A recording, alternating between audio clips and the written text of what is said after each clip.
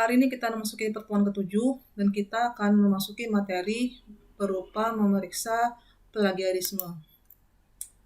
Setelah Anda minggu lalu membuat proposal penelitian yang sudah Anda susun dari bab 1 sampai bab 3, maka hari ini kita akan membahas bagaimana caranya agar tulisan yang Anda buat adalah tulisan yang orisinil, yang asli dan bukan karya hasil plagiarisme. Secara umum, plagiarisme diatur dalam sebuah undang-undang nomor 28 tahun 2014 dan secara hukum, jika sebuah karya terbukti adalah karya plagiat, maka pelakunya bisa dikenakan tuntutan hukum karena plagiat adalah tindakan pidana. Secara umum, plagiarisme adalah penyalahgunaan dan penyalinan konten yang dimiliki oleh penulis lain tanpa izin. Ada beberapa jenis plagiarisme menurut Sulistyo, yaitu word for word plagiarism, plagiarism of source, plagiarism of authorship, dan yang terakhir adalah self-plagiarism. Yang pertama adalah word for word plagiarism. Ini adalah bentuk plagiarisme yang mengambil seluruh atau mengutip seluruh bagian dari sebuah karya tulis tanpa menggunakan tanda kutip yang tepat. Yang kedua adalah plagiarism of source. Ini adalah bentuk plagiarisme yang terjadi ketika Anda dengan sengaja atau tidak sengaja menggunakan kata-kata atau gagasan orang lain tanpa mengakui sumbernya dan di mana Anda ambilkan data itu berasal. Artinya, jika Anda menggunakan sebuah ide atau kata-kata yang Anda dapat dari sebuah sumber, maka Anda harus mencantumkan sumber itu, baik itu sumbernya dari sumber elektronik maupun sumber cetak. Itu yang disebut dengan plagiarism of source. Yang ketiga adalah plagiarism of authorship. Ini adalah bentuk plagiarism yang menyalahartikan penulis asli, baik berupa ide, teks, atau hasil. Plagiarism of authorship diistilahkan dengan teks daur ulang atau menggunakan kembali bagian teks dari publikasi penelitian sebelumnya menjadi penulis baru tanpa mencantumkan pemilik aslinya. Yang keempat adalah self-plagiarism. Ini adalah bentuk plagiarisme terhadap diri sendiri. Jadi, jika seorang penulis mempunyai hasil publikasi sebelumnya, lalu menggunakan sebagian atau keseluruhan ide dari tulisan sebelumnya menjadi tulisan baru, itu disebut sebagai self-plagiarism. Ada beberapa cara menghindari plagiarisme dalam menulis. Yang pertama adalah sertakan sitasi. Jadi, ketika Anda menggunakan gagasan, informasi, ide yang bukan buah pikir Anda sendiri, maka Anda wajib mencantumkan sitasi. Yang kedua, catat berbagai sumber data pustaka sejak awal. Yang ketiga, lakukan parafrase. Yang keempat, lakukan interpretasi. Dan yang kelima, gunakan aplikasi anti-plagiarisme. Kita fokus kepada tahap yang kelima, yaitu menggunakan anti-plagiarisme. Anda sudah pernah gunakan teknik parafrase sebelumnya, maka kali ini untuk menjamin bahwa tulisan Anda, tulisan yang orisinal, yang asli, maka ada baiknya kita juga menggunakan aplikasi anti-plagiarisme. Nah, ada banyak sebenarnya aplikasi anti-plagiarisme, baik itu yang berbayar maupun yang gratis. Anda boleh pilih yang mana yang Anda inginkan. Ini ada beberapa di antaranya, yaitu Plagiarism Checker, Unicheck, Duplichecker, Writecheck, Copyscape, PlagScan, Viper Anti-Plagiarism Scanner, small tools dan sebagainya. Anda boleh memilih mana di antara banyak aplikasi ini yang bisa Anda gunakan untuk memeriksa apakah masih ada plagiarisme dalam hasil penelitian Anda. Ini yang berbayar ya, Turnitin dan Authenticate biasanya di kampus-kampus yang sudah lebih maju, ini disiapkan dari kampus. Jadi kampus yang beli hak bayarnya, hak pakainya, dan itu di-share ke mahasiswa dan dosennya, sehingga mahasiswa dan dosen hanya tinggal pakai dan dibayar oleh kampus. Namun jika Anda punya kemampuan untuk membayar aplikasi ini, silakan saja, dan ini cukup lumayan mahal ya, Turnitin maupun Authenticate ini. Kesimpulannya adalah secara umum menggunakan aplikasi anti plagiarisme ini untuk mengetahui autentifikasi atau keaslian dari konten tulisan yang dibuat. Hal ini berguna untuk mahasiswa, dosen, atau peneliti agar terhindar dari konten atau materi penelitian yang mengandung unsur plagiat. Nah, ini beberapa yang saya coba tampilkan sebagai contoh.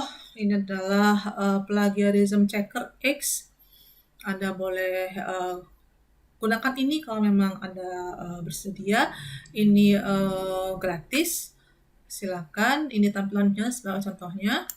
Kemudian ada online. Kemarin saya coba versi online-nya. Kemudian ini hasilnya online. Uji cobanya, cek plagiarism. Nah, ini hasilnya.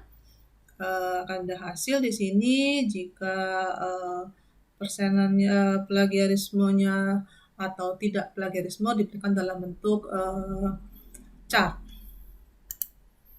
Nah, ini hasilnya. Ini saya coba yang saya ambil dari hasil penelitian mahasiswa yang dipublikasi. Sudah dipublikasi, saya coba aja, saya ngetes saja. Dan ternyata memang iya. Jika kita mengambil hasil tulisan orang lain begitu saja, lalu kita coba cek plagiarismenya, ini saya ambil semuanya. Jadi ini contoh kategori word for word plagiarism. Jadi saya copy paste saja, lalu saya cek hasilnya 100%. Plagiarism ya. Kemudian ini hasilnya. Jadi nanti Anda lihat tulisan Anda masing-masing, Anda periksa tulisan masing-masing, lihat tingkat plagiarismenya. Tingkat plagiarisme yang diizinkan itu maksimal 20%. Jadi nanti jika hasil tulisan Anda masih punya tingkat plagiarisme di atas 20%, maka tolong Anda perbaiki tulisan Anda sebelum dikumpulkan menjadi materi UTS. Nah, ini adalah beberapa hasil dari Plagiarism Checker X ya. Ini gratis, namun kemampuan terbatas. Kemudian fasilitas yang lebih lengkap di fitur berbayar. Kemudian hasil cek ditampilkan, persentase plagiarisme, dan berapa kata yang diperiksa. Oke. Nah, ini kelemahannya. Kelemahan versi gratisnya pada Plagiarism Checker X itu adalah hanya mampu memeriksa atau men-scan sekitar 120 kata saja.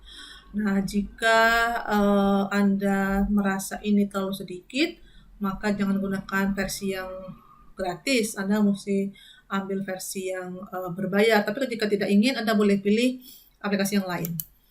Ini contoh yang kedua, saya mencoba yang dupli checker. Seperti tampilan seperti ini. Kemudian lalu ditampilkan hasilnya, hasil plagiarismenya, hasilnya ditampilkan di sini. Nah, ini lebih banyak inti kata-katanya. Bedanya dari yang plagiarism checker yang pertama adalah di Dupli Checker hasilnya itu disajikan dalam bentuk doc atau PDF. Jadi silakan dilihat di download hasilnya di sini. Jadi apa hasilnya di sini? Kalau saya nggak salah yang kedua ini saya ambil yang 100% original ya, ini hasilnya original. Selain dua buah aplikasi ini, Anda boleh mencoba menggunakan aplikasi apa saja untuk memeriksa tingkat plagiarisme di penelitian Anda, dengan saran kalau saat memilih aplikasi usahakan Anda menggunakan aplikasi yang nanti hasilnya disajikan dalam bentuk doc atau PDF. Kenapa begitu?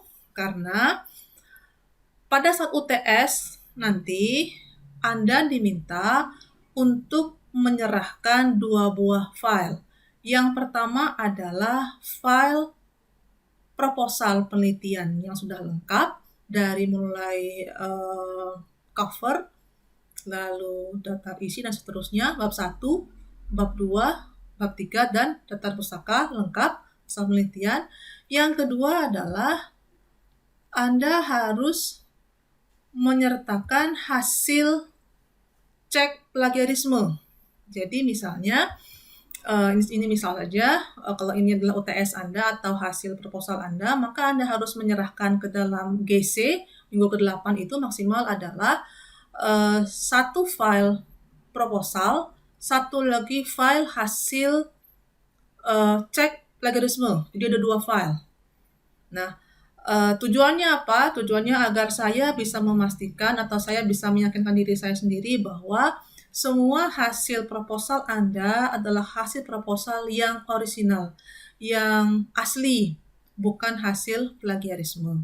Nah, maka jika proposal Anda masih memiliki tingkat kemiripan di atas 20%, maka segera parafrase ulang di bagian-bagian yang dianggap plagiat. Lalu cek ulang sampai menemukan tingkat similarity di bawah 20%. Nah, apa yang Anda gunakan aplikasinya silahkan dipilih sendiri. Yang saya sarankan adalah pilihlah aplikasi nanti yang memberikan output berupa dokumen atau PDF. Ini adalah UTS Anda minggu depan. Anda harus menyerahkan ke GC masing-masing proposal penelitiannya dalam bentuk PDF dan file hasil cek plagiarismenya. Demikianlah materi kita hari ini. Jika ada pertanyaan, silakan sampaikan lewat WA Group masing-masing kelas. Terima kasih. Assalamualaikum warahmatullahi wabarakatuh.